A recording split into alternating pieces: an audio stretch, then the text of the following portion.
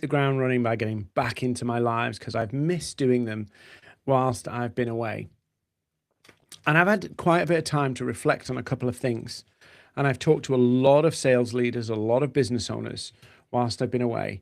And there's something that keeps coming up over and over again, not just in one place, different states, different countries, different people, different industries.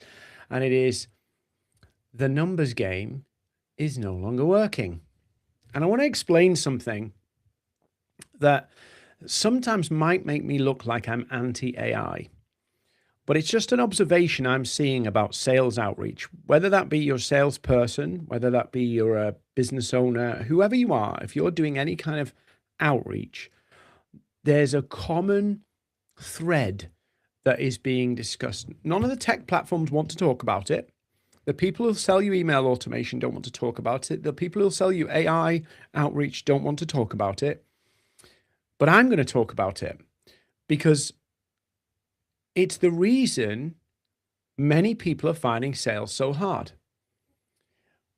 So if you think about how we've been for the last, let's just rewind. The numbers game in sales is over, right? Let me just start there. The numbers game in sales is over. It's dead. Now, there might be a little bit of time left in it because it's, not every industry and all that kind of stuff, but it's dead.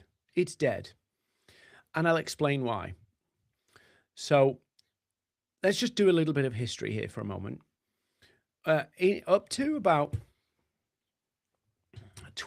the first half of the 2010s was when email automation really kicked in. Before that, you were using Microsoft Word to kind of fire out emails personalized. It was one at a time. And that was effective of a fashion for a long time. And then email automation came out and it allowed you to build all of these campaigns.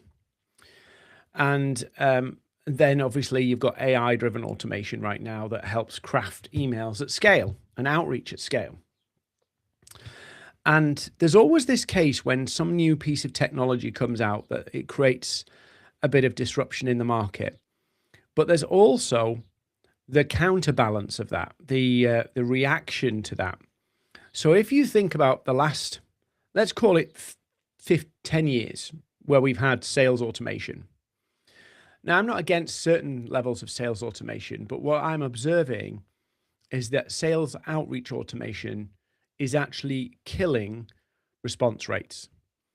So if you look at the numbers, right, outreach volume is up massively, like 70%, but response rates are falling. So even though we've got more data, more tools, more clever tools, the response rates are going down. Why is that? Well, it could be creative of message. It could be all sorts of stuff. But if you think about it, as we've got more access to our prospects, the prospects have switched off more. And I explained this in a workshop last week in Phoenix, that when you try to send messages to multiple people at once, you start to create patterns. And unfortunately, our prospects can see these patterns. So if I try to write an email, and I'm trying to write an email for 50 people, I will write it to try and make it relevant for 50 people. So I treat those individual 50 people as a group. Now, what does that mean? Well, subconsciously, what that means is I start to speak to them as a group. So the words I use, the phrasing I use, all of that kind of stuff starts to fall into a pattern. And unfortunately, AI knows this pattern because it's been trained on what we do. So AI is making that pattern even more obvious. So when a prospect gets an email, even if it has their first name, the mention of their company, it might mention something specific from their LinkedIn post, they know instinctively, gut instinct, this was automated.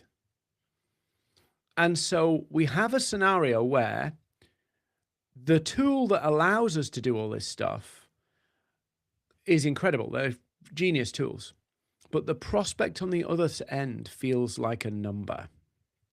The numbers game in sales was all based on being able to scale something up and being able to scale it up successfully. We've reached a point where, number one, prospects can feel when they're a number. So no matter how much personalization you can do, they know, they can pick up on it and they can feel it. Number two, the volume our prospects are getting, the volume of messages they're getting makes them switch off. I do this instinctively. I didn't even realize I did it, but now I just look through my inbox for the people that I know, the things that I'd expect. My inbox is overwhelmed. It's saturated. Yours is. So we now triage our communication channels. We don't proactively manage them anymore. We triage. We just look through and deal with the ones that are relevant. I found myself, and I'm sure you have, found yourself missing emails. Why is that?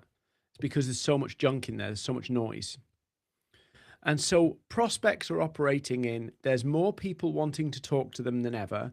And so they disengage more than ever. And so this numbers approach is dying because the personalization isn't good enough to make them feel like you've actually taken the time to outreach. And I'm a firm believer in, and this is very unpopular because everybody wants to jump on the AI bandwagon. And bear in mind, I use AI daily. So I'm not, don't misunderstand me as saying I'm an AI hater here, because I'm not. But what I am saying is outreach, the most successful outreach you can do in 2026 is the outreach you do yourself. Curtis is doing 7 outreaches a day and he's booking 1 to 2 calls a day. I'm doing 5 and booking 1 to 2 calls a day. The more personal, not personalized you go, more personal, the more success. And think about it. Just think about the logic of this here, right? The world is saying scale, automation, volume. When everybody's thinking that way, the opportunity is actually in the other direction. And so whilst everybody's going, how do we get more messages out to more people? What if AI could do this and AI could do that? Great. Let's see what AI can do. But actually, I'm finding that me connecting with one individual prospect is more effective than anything AI can do. And I know that's a bold statement, but at the end of the day, we forget what sales is. We think sales is communicating how good we are so people buy. Sales is about helping people understand their problem so that they can see that our solution is a good fit for them. And the closer you get to human doing that, the better. The more you put volume into your approach, the more you dilute that. And I've got salespeople in our programs where they're going, right, I'm sending 5 really highly targeted, really well-researched messages, and 10, 5, 10, 20, not many, and actually getting, double-digit response rates, 10 plus, 15 plus. One client got 30% response rate because the message was on point, it was well-researched, and it was one-to-one. And sales leaders, if you're watching me, I know this does not feel logical because we've got addicted to being busy. We've got addicted to numbers equaling success. But if you think about it, if you look at the success rate of cold outreach these days, I published an article the other day, and the latest stat is 0.02% success rate in terms of response rate on cold outreach. 0.02%. So there's two ways to approach that and go, hang on, it's gone from 0.6 to 0.2, 0.2%. So you either go, right, we've got a choice here, right?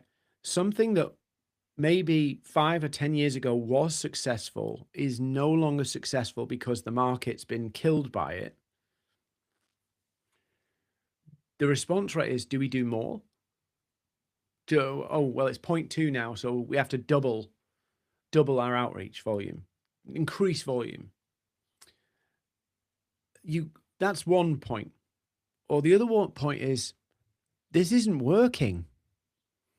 Like, if our success rests on getting a 99.8% failure rate on an activity, why are we still doing it? And of course, the logic of why people are still doing it is because if you do enough, that 0.2% starts to pay off. And if, you get 100 grand worth of deals from 0.2%, why would we not keep doing it? But my argument is, what if well, first off, salespeople, if you're automating all your outreach, why does your company need you? Why do they need you? They can plug that in to anybody. So for a salesperson, this is a warning. If you are reliant on volume to make sales, you are superfluous to requirements. You are replaceable with technology. But sales leaders, if you're allowing your team to do this, you are basically meaning that your department is totally replaceable with tools. Now you might be thinking, well, that's where I'm going. Sales skills are about connecting with human beings. And unfortunately, technology has helped us forget that. And technology is the great equalizer. I think it gives everybody opportunity. Look at social media. Social media has brought a load of equalization to people. Everybody's got a chance to share their voice and their opinion, like I'm doing now. Technology is the great equalizer. But in this scenario, technology has allowed salespeople to basically fire out messages and just deal with whatever bites, to play a numbers game. And now that numbers game has bit us in the ass, because now people don't pay attention as much. So the very tool that created the opportunity has been overused to the point where actually it's no longer working. So maybe at some point AI will find a way. But all the AI outreach I'm seeing at the moment has personalization that you can't just it's good in one sense, the AI outreach I'm seeing, because it's using personalization that is hard to do unless you're human.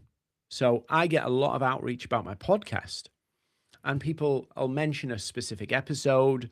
They'll mention something I said in that podcast. But the way it's said is weird.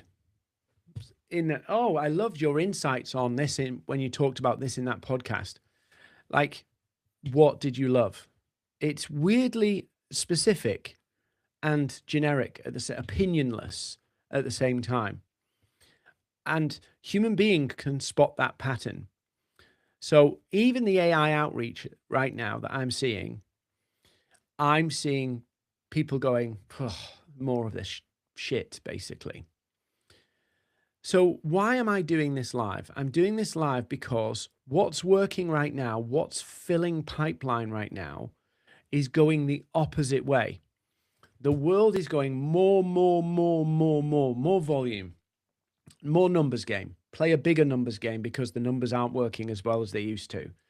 But actually what I'm seeing on the ground, right, literally as people are outreaching today, what I am seeing is the more human, the more individual outreach you do, the more success. And think about it. If you're think about what we have to do to try and achieve volume now. We get multiple inboxes, all this kind of stuff. And it's like, we're engineering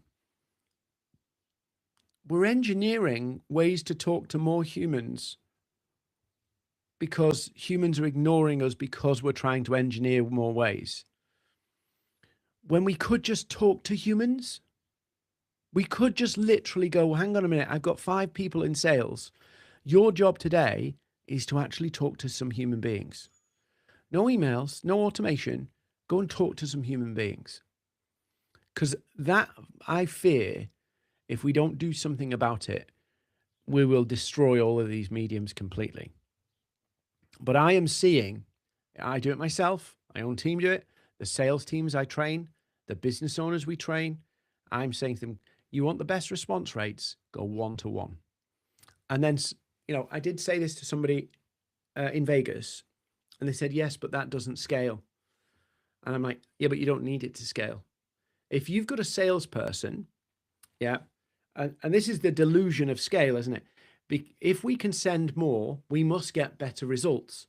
Actually, no, the results are getting worse. It doesn't scale. But if you were a salesperson and you did 5, let's just call it 5. I can do 5 ultra human outreaches in about half an hour, ultra human. If I'm focused on the right persona. If it's multiple personas, I can't do it.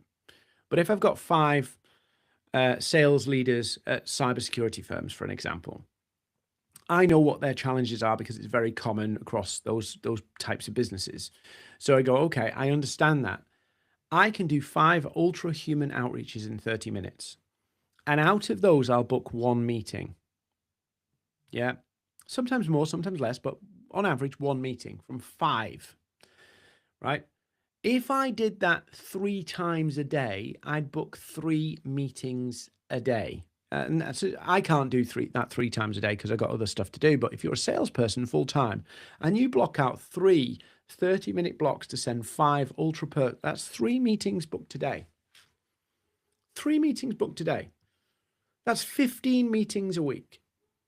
Yeah. Like 60 a month. If you're a half decent salesperson with 60 meetings with qualified prospects, by that I mean they're the right persona, the right organizations, all that kind of qualifying criteria. You don't know if they've got budget, you don't know if they've got a problem that you can solve, but you've got 60. If you can't fill your quota as a salesperson with 60 meetings with the right persona, I don't know what's going on. I really don't know what's going on. So think about it. If you can book 3 meetings a day from going ultra human and it takes you an hour and a half, why do you need scale? Maybe scale is the problem. Maybe the reason we think we need scale is because scale doesn't work.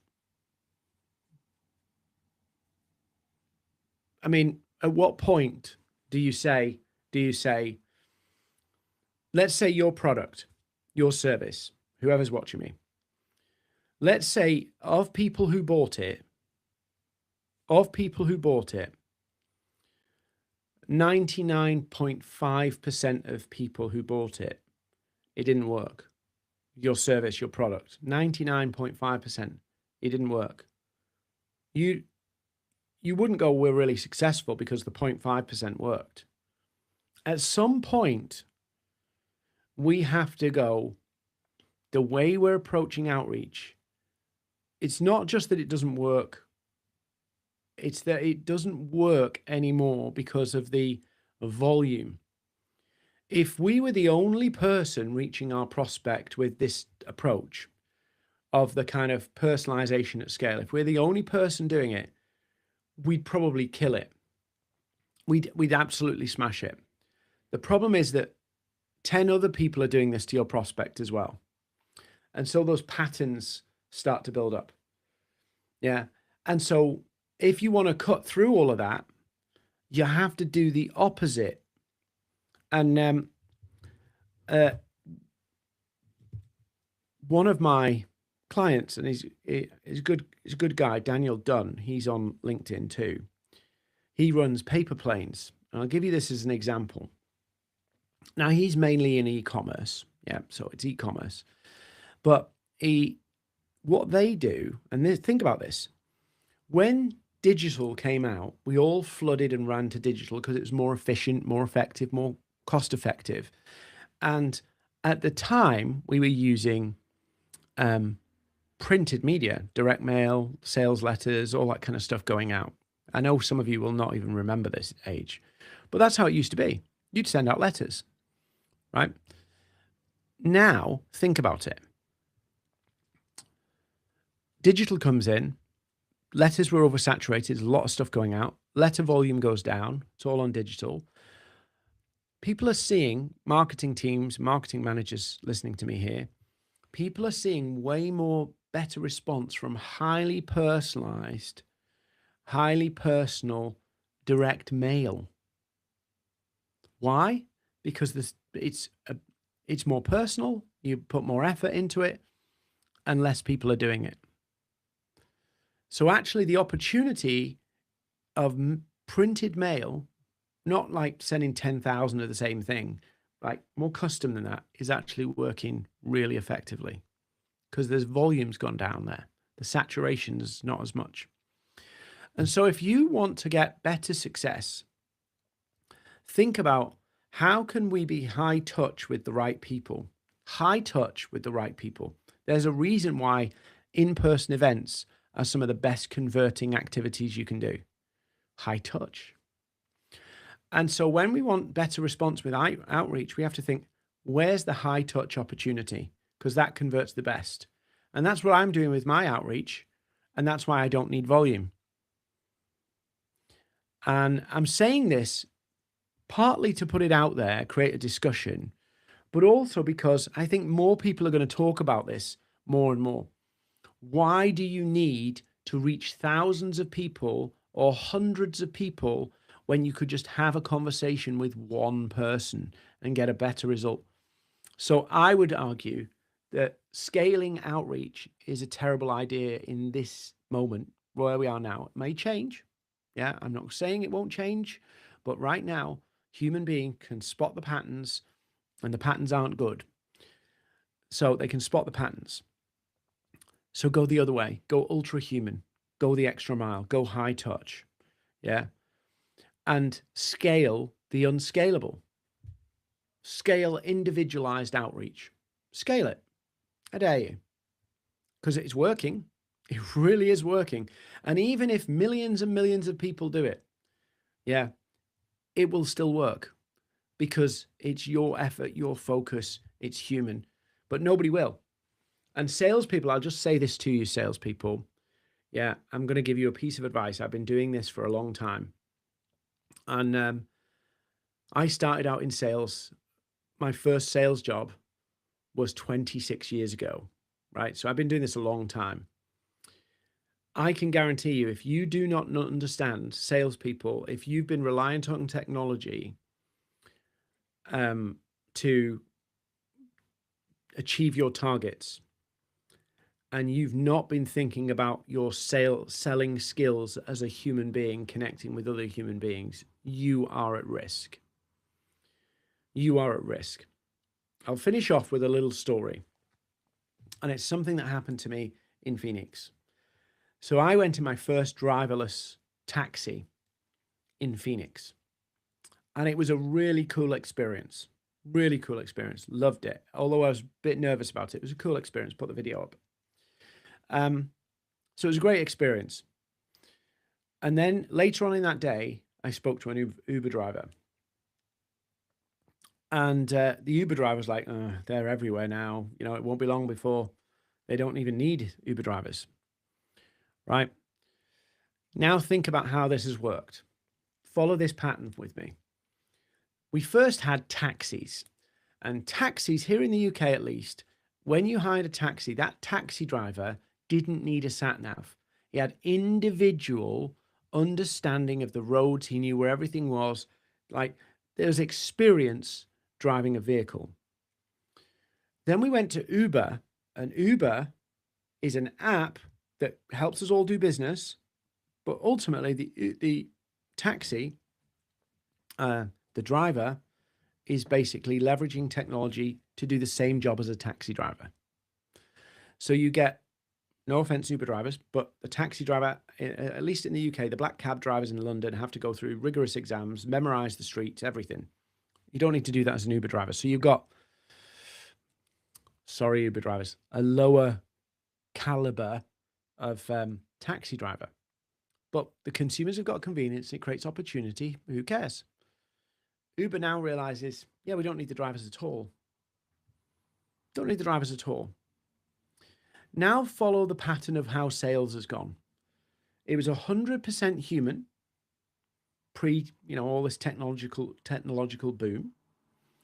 And then it was about relationships and salespeople working relationships and knowing and building trust in the market and doing all that stuff. It was a skill game.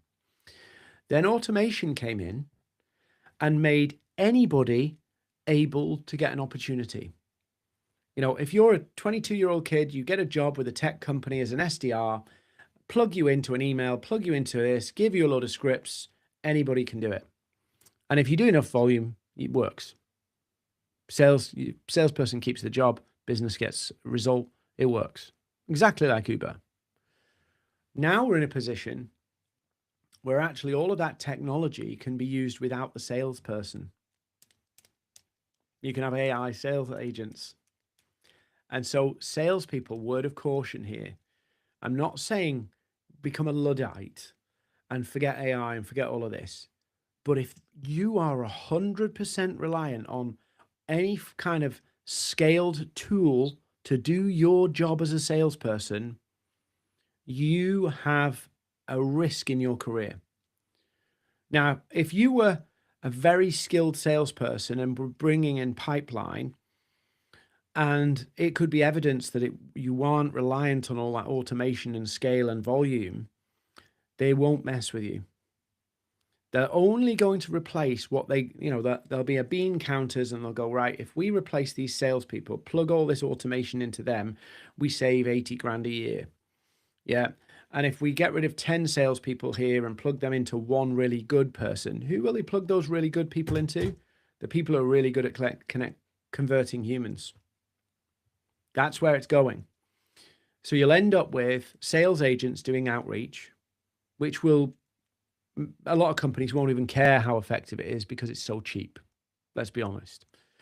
They'll plug all of those auto agents into a very skilled, very talented, human-centric salesperson.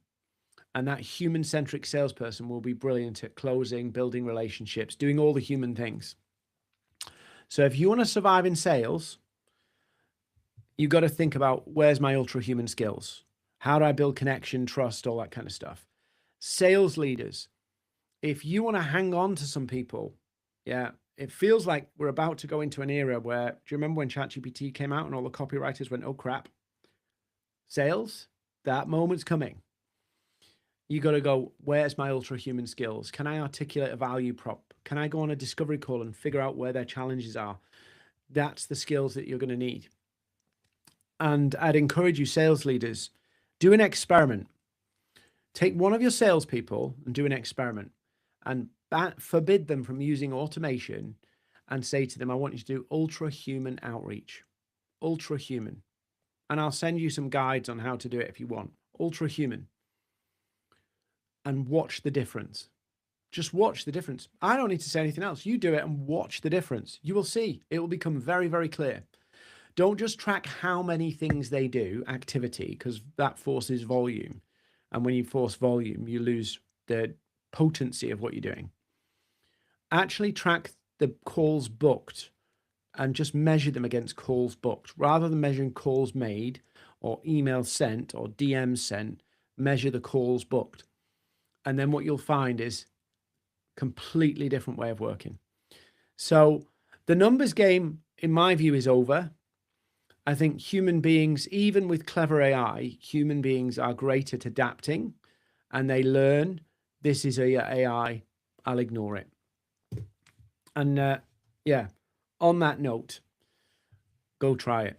And it's great to be back home, back in the UK. It's a little cold, but and I'm going to try and get fully in the swing today, but I am a little tired. I got in at 10:30 last night.